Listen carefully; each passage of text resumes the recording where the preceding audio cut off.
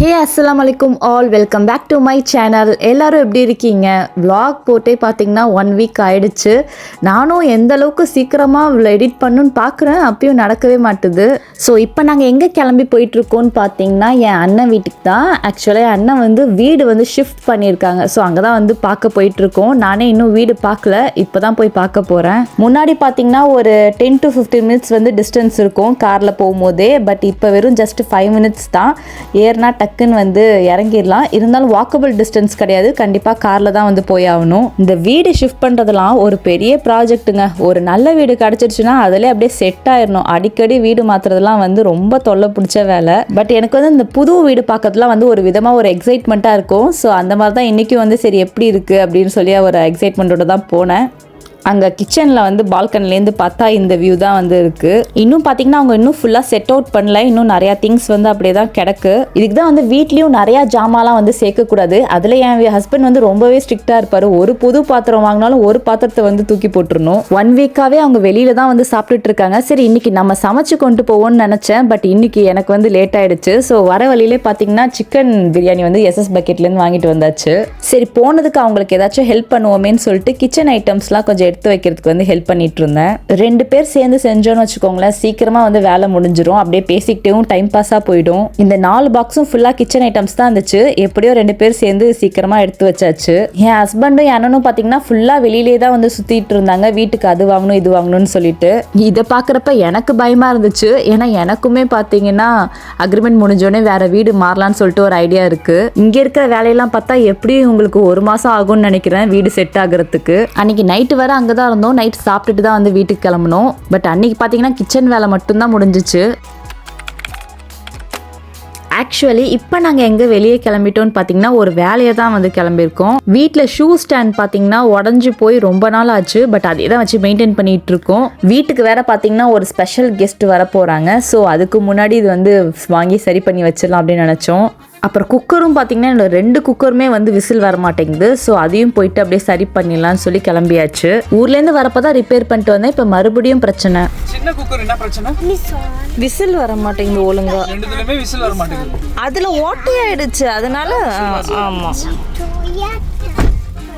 சரி நானுமே பார்த்தீங்கன்னா கீழே இறங்கி போயிட்டேன். கடை எப்படி தான் இருக்குன்னு பார்ப்போமேன்னு சொல்லிட்டு. இது வரைக்கும் போனதில் எப்பயுமே ஹஸ்பண்ட் தான் வந்து கொடுத்து அனுப்பிச்சிருவேன். சமா அல்ரிஃபா எலக்ட்ரிக் டிவைசஸ்ன்னு சொல்லிட்டு மொபைலால தான் இருக்குது. அங்கே பார்த்தீங்கன்னா நிறையா வந்து ஜார்ஸ்லாம் கூட வந்து வச்சுருந்தாங்க. நம்ம தனியாக ஜார் மட்டும் கூட வாங்கிக்கலாம். கையோடவே பார்த்தீங்கன்னா சரி பண்ணி கொடுத்துட்டாங்க. 2த்துக்கும் சேர்த்து 20 dirhams கிட்ட ஆச்சு. குக்கர் இல்லாமல் நமக்கு எந்த வேலையுமே ஆகாது. ஸோ அதனால ஃபஸ்ட்டு போயிட்டு அதை சரி பண்ணியாச்சு. இப்போ நெக்ஸ்ட் பார்த்தீங்கன்னா சஃபாரி மால் போயிட்டு இருக்கோம். இந்த சஃபாரி மால் போகிற வழியில் மட்டும் பார்த்தீங்கன்னா பயங்கரமாக டிராஃபிக் இருக்கும். அப்படியே இன்ச் பை இன்ச் தான் வந்து மூவ் ஆகும்னா ரோட அங்கங்க பிளாக் பண்ணிடுறாங்க. ஸோ அதனால பெரிய பிரச்சனையா இருக்கு. ஒரு வழியா அந்த ரோட தாண்டி பார்க்கிங் போறதுக்குள்ள போதும் ஆயிடுச்சு. இங்க 3rd ஃப்ளோர்ல பாத்தீங்கன்னா கிட்ஸுக்குலாம் விளாடுறதுக்கு ஏகப்பட்டது இருக்கு. இப்பதான் நான் ஃபர்ஸ்ட் டைம் பாக்குறேன். இது வரைக்கும் எத்தனையோ தடவை சஃபாரி மால் வந்திருக்கு. ஆனா இது வரைக்கும் 3rd ஃப்ளோர் வந்து வந்ததே கிடையாது. ஒருவேளை இதனாலதான் என் ஹஸ்பண்ட் 3rd ஃப்ளோருக்கு அழைச்சிட்டே வருது இல்லையோ.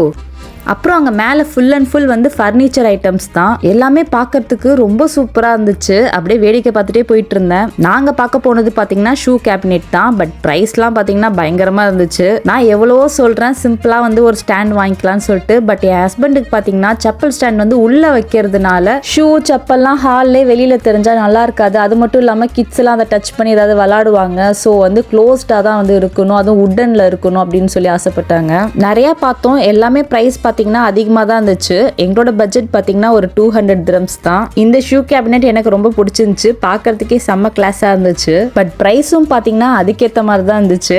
பட் எங்களுக்கு பார்த்தீங்கன்னா இவ்வளோ பெருசும் வந்து தேவை கிடையாது. அழகா வீட்டுக்கு வெளில வைக்கிற மாதிரி இருந்துச்சுன்னா சிம்பிளாக ஒரு ஸ்டாண்டோட வேலையை முடிச்சிருக்கலாம். நாங்கள் ஆசைப்பட்ட மாதிரி 200 dirhamsல சூப்பராக ஒன்று அமைஞ்சிச்சு. நாங்கள் எக்ஸ்பெக்ட் பண்ணதை விட கொஞ்சம் பெருசாக தான் இருந்துச்சு. பட் இருந்தாலும் ஓகே, வீட்டுக்கெலாம் கெஸ்ட் வந்துச்சுன்னா அவங்களும் வந்து உள்ளே வச்சுக்கலாம். இதை வாங்கலாம்னு சொல்லிட்டு முடிவு பண்ணிட்டோம். பட் அங்கே தான் ஒரு ட்விஸ்ட். டெலிவரி சார்ஜ் வேற ஒரு 50 dirhams. ஸோ டோட்டலாக வந்து 250 dirhams ஆயிடுது. சரி நம்ம கார்லேயே வச்சு எடுத்துட்டு போயிடலாமா அப்படின்லாம் சொல்லிட்டு வந்து யோசிச்சுட்டு இருந்தோம். பட் காருக்குள்ள போறது கொஞ்சம் கஷ்டம் தான். கொஞ்சம் பெருசா இருக்கு. கொஞ்சம் பெரிய காரா இருந்தா வந்து போயிடும். ஸோ 250 dirhams கொடுத்து வாங்கலாமா வேணாமான்னு சொல்லிட்டு கொஞ்சம் யோசனையாவே இருந்துச்சு. வேற ஷாப் வேணா பார்க்கலாமா அப்படின்னு சொல்லி நினைச்சிட்டு இருந்தோம். அப்புறம் அங்கே சோஃபாஸ்லாமும் பார்த்தீங்கன்னா எக்கச்சக்கமா கலெக்ஷன்ஸ் வச்சிருந்தாங்க.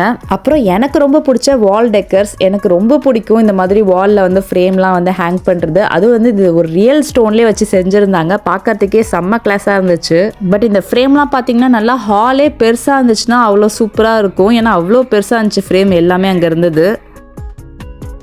அப்புறம் டைல்ஸ் மாதிரிலாம் வந்து பெரிய பெரிய ஃப்ரேம் இருந்துச்சு. பார்க்கவே ரொம்ப டிஃப்ரெண்ட்டாக யூனிக்காக இருந்துச்சு. இந்த பின்ட்ரெஸ்ட் ஆப்லலாம் பார்ப்போம்ல அந்த மாதிரி இருந்துச்சு. அப்புறம் டைனிங் டேபிள்ஸ்லையும் எக்கச்சக்கமாக வந்து கலெக்ஷன்ஸ் வச்சுருந்தாங்க. அப்படியே சும்மா எல்லாத்தையும் வந்து ஒரு விண்டோ ஷாப்பிங் மாதிரி பார்த்துட்டே போயிட்டு இருந்தேன். கீழே செகண்ட் ஃப்ளோர்லையும் பார்த்தீங்கன்னா கொஞ்சம் வேலை இருக்குது. க்ரோசரிஸ்லாம் கொஞ்சம் வாங்கணும். ஸோ அதை வாங்கிட்டு ஐலனும் குசிலும் பசிக்குதுன்னு சொன்னாங்களா, ஸோ அதனால் அவங்களுக்கு ஒரு கேக் வாங்கி கொடுத்தாச்சு. அங்கே பார்த்தீங்கன்னா என்னோட மாமாவை பார்த்தோம் சஃபாரி மாலில். ஸோ அவங்கக்கிட்ட ஒரு 2 வார்த்தை பேசிட்டு அப்படியே கிளம்பியாச்சு. யூஸ்வலாக நெஸ்டோவில் தான் வாங்குவோம். ஸோ 1-2 ஐட்டம்ஸ் தான் விட்டு போயிருந்துச்சு. அதை மட்டும் வாங்கிட்டு கிளம்பியாச்சு. எப்போதுமே என் பொண்ணு ஸ்கூல் போகும்போதே குசிலும் ஏஞ்சிருவான். ஸோ அவனுக்கு ஒரு டைம் பாஸ் இந்த வேலையை வந்து கொடுத்துட்டு இருந்தேன். சின்ன பிள்ளைங்களாம் பாத்தீங்கன்னா இந்த மாதிரி வேலைலாம் ரொம்ப ஆசையாகவும் செய்வாங்க. அப்புறம் இன்னைக்கு பாத்தீங்கன்னா எனக்கு ஏகப்பட்ட வேலை இருக்கு. இந்த ஃப்ரேம்லாம் தூரத்துல இருந்து பார்க்க எவ்வளவு நல்லா இருக்குல்ல, பட் இப்ப கிட்டத்துல போய் காட்டுறேன் பாருங்க. என்ன பாத்தீங்களா எவ்வளவு தூசியா இருக்குன்னு. இதெல்லாம் என்னோட மைண்டுக்கு கூட வரவே இல்லை கிளீன் பண்ணணும்னு சொல்லிட்டு. அதே மாதிரி தான் இந்த ஃப்ரேமும் எல்லாமே தூரத்துல இருந்து பார்க்க நல்லா தான் இருக்கு. ஆனா பக்கத்துல போய் பார்த்தா தான் அதோட வண்டவாளம் தண்டவாளம்லாம் தெரியுது. இதெல்லாம் கிளீன் பண்ற லிஸ்ட்லயே எனக்கு வந்து வரல. பட் வீட்டுக்கு வேற ஒரு ஸ்பெஷல் கெஸ்ட் வராங்கன்னு சொன்னேன் இல்லையா, ஸோ அவங்க கண்டிப்பா பார்த்தா வந்து கேட்பாங்க. ஸோ அதனால இன்னைக்கு அதை வந்து கிளீன் பண்ணிடுவோம். வீட்டில் டெக்கரேஷனுக்கு இந்த மாதிரி ஃப்ரேம் மாட்டுறது முக்கியம் இல்லை, அதை அப்பப்போ தொடச்சும் வச்சுக்கணும்னு இப்போதான் வந்து எனக்கு தோணுச்சு. ஆனால் வீட்டில் மட்டும் பார்த்தீங்களா ஒரு வேலையை தொட்டோன்னா அடுத்தடுத்து வேலை வந்து அப்படியே பாஞ்சி வரும். ஸோ இப்போ பார்ப்பீங்க என்னென்ன வேலைலாம் வருதுன்னு. இதை பார்த்து யாரும் பயந்துட வேணாம்.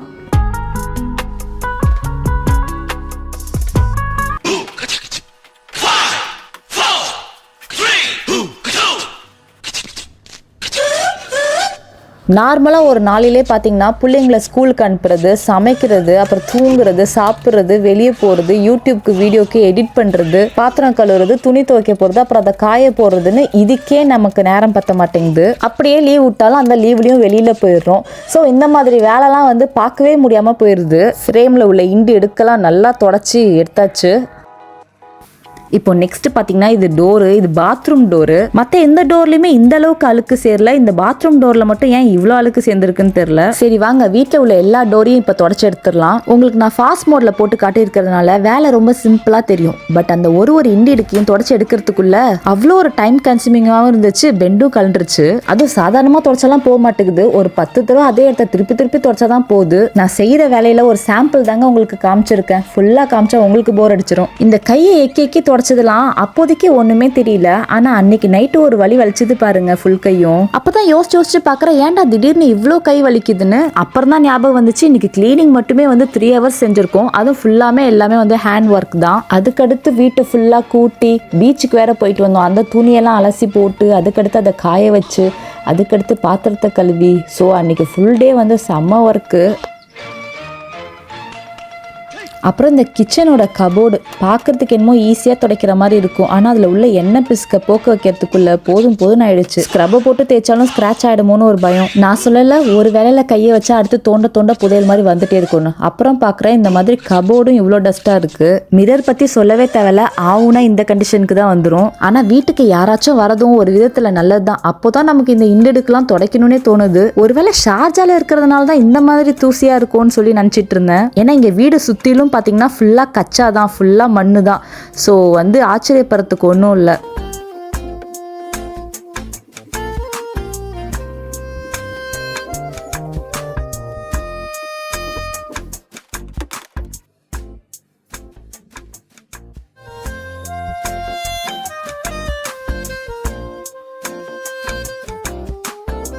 இந்த டோர்லாம் பார்த்தீங்கன்னா மார்னிங் டைமில் வந்து ஒன்றுமே நமக்கு வந்து தெரியாது. அதை ஈவினிங் டைமில் கரெக்டாக க்ளோஸ் பண்ணிடணும். இல்லைனா நம்ம உள்ளே என்ன செய்கிறோமோ எல்லாமே பளிச்சுன்னு வெளியில் தெரியும். நெக்ஸ்ட்டு வீடு ஃபுல்லாக ஒட்டடை அடிக்கிற வேலை வேறு இருக்குது.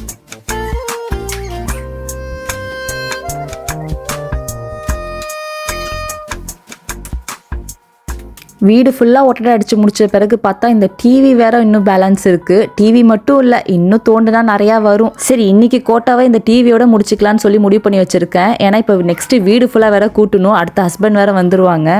வீடு ஃபுல்லாக வேற குப்பையாக்கி வச்சுருக்கேன் க்ளீன் பண்ணுற பேரில். ஃப்ரிட்ஜை க்ளீன் பண்ணி வேற 6 months மேலே ஆகுது. ஸோ அதை வேற க்ளீன் பண்ணுமேன்னு சொல்லி யோசிச்சுட்டே டிவியை தொடச்சிட்டு இருந்தேன். இது ரூமில் உள்ள ஃப்ரேமு, இது ஏன் இந்த கூடுறதுக்கு இருக்குன்னு தெரியல.